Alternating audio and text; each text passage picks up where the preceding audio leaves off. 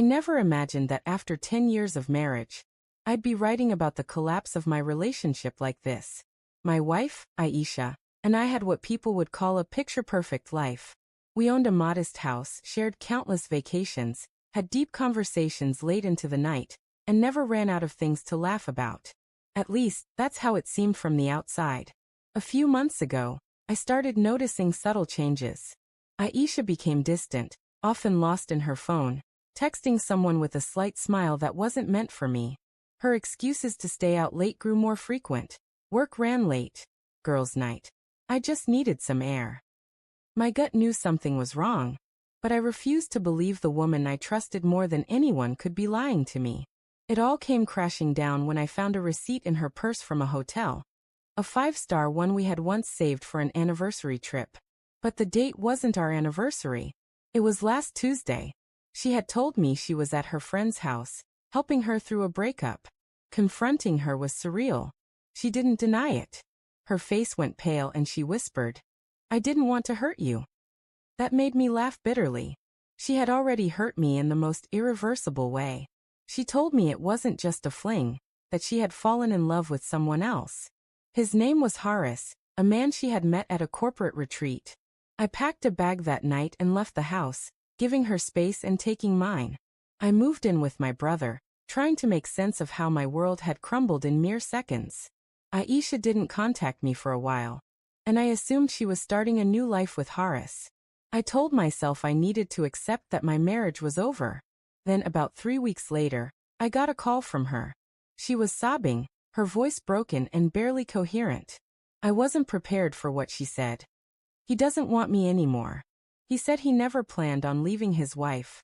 I said nothing. My silence My was silence the only was power the I only had power left. I had left. Over the next few days, she kept reaching out. Texts, voicemails, emails. She apologized profusely, admitted to being foolish, begged for another chance. She claimed she had been blinded by excitement and novelty, and didn't realize what she was throwing away. I wish I could say her words moved me. They didn't. I visited the house once, just to pick up some papers. She looked like a ghost of the woman I once loved. No makeup, swollen eyes, trembling hands. She tried to hug me, but I stepped back. "You made your choice," I said. "You don't get to rewrite it now just because it didn't go your way." What hurt the most was how easily she had betrayed me for someone who wasn't even serious about her. I wasn't just angry, I was ashamed. Ashamed that I had believed in us for so long while she was building something behind my back. Some of our mutual friends sided with her, shockingly. "She made a mistake," they said. "People deserve second chances." But I knew better. Infidelity isn't a mistake. It's a series of conscious decisions. You don't just trip and fall into someone else's bed. Despite everything, I wasn't vengeful. I didn't curse her out or ruin her reputation. I simply disconnected. I needed peace more than closure. My dignity was worth more than a reconciliation built on lies and regret. The irony is, now she's trying to be everything she wasn't for the past year.